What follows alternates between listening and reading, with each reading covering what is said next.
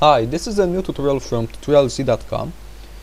In this tutorial I'm going to show you how to remove imperfections from a human's face using Photoshop. This technique can be used on different photos too. I've just selected a portrait for today because you really see a lot of photos in Photoshop that are really not well made, and one of the techniques are surface blur, and they really give a really cheap effect and they make the face look really blurry and almost oiled. So this isn't the best method when you have a high resolution photo. And another technique is using curves and raising the whiteness amount, which will cover our problem zones, but this isn't that well when you want her face to be shown. The tools that we're going to be using can be found above our brush tool, healing brush tool, patch tool. They're not complicated. Let's start with patch tool. And before starting to modify our image, let's duplicate our background, or we can press Ctrl J to duplicate it. So now the layer is duplicated, and we're duplicating it because we are going to be making a lot of changes to her face, and if we mess up and can't undo, we can always go to our background layer and take it from scratch, then open the file again and do our basic settings. And sometimes you want the details of the face to show a little, even the pimps and some imperfections. So you can go to the layer 1 that we've created, and you can go and change its opacity to 50%. So after we've done all of our editing, they're not gonna be completely removed, they're just gonna be a little bit less visible. We're gonna change the name to edit.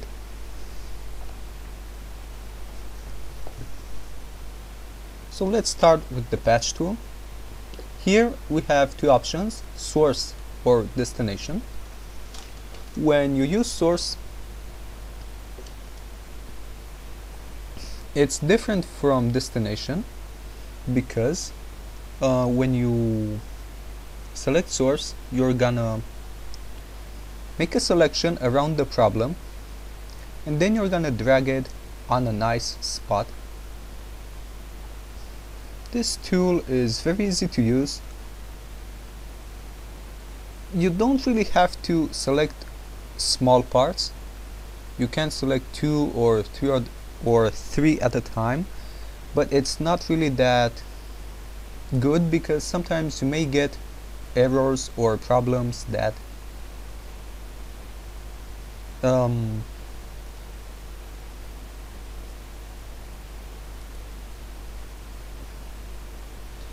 okay, so when you select destination, you're gonna do the inverted thing that you did with source. You're gonna select a good part and you're gonna drag it on top of a problem area.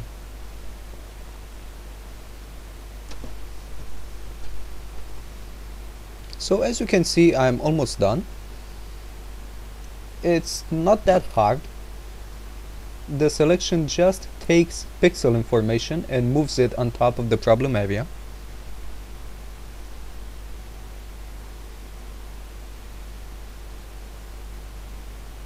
So it's recommended to take pixel information from zones that have the same shadowing, the same tonality, because if you don't, you're gonna get some strange mutant-like finishes. So just go slow and steady. And now if we're gonna close our layer, we can see the difference.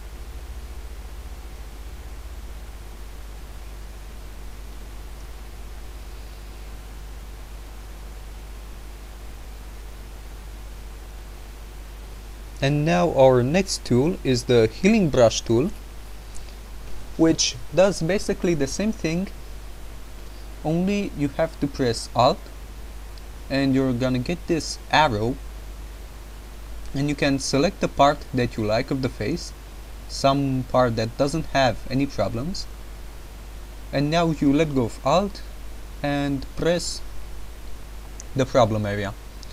Now you can see a little arrow that appears when you click. That's because it's showing you where you're getting your pixel information from.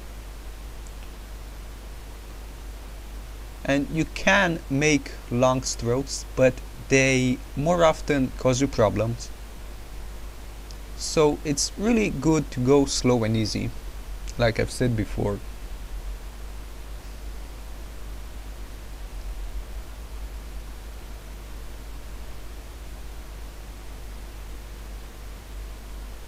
And this is the healing brush tool. And now the last one is spot healing brush tool. This is really easy to use. You just have to click the problem areas and it will automatically resolve them.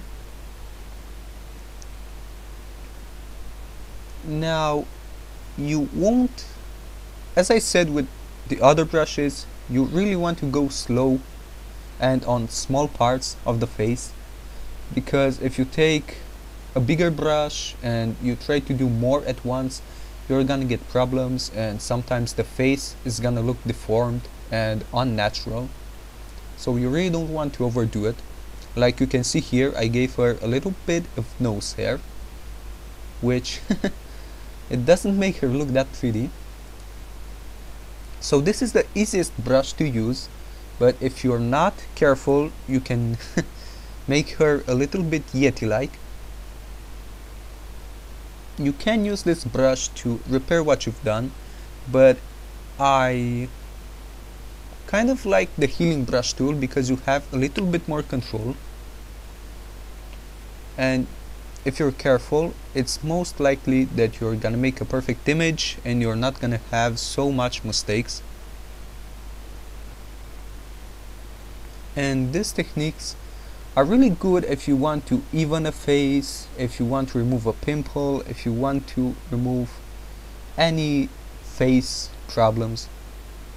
I'm not gonna do the whole face because I think you understand the techniques. Now if we close the layer, we can see the difference and we can see that it looks a lot better. Of course, you can spend more time with it and do a better result. This was all. I hope it helped.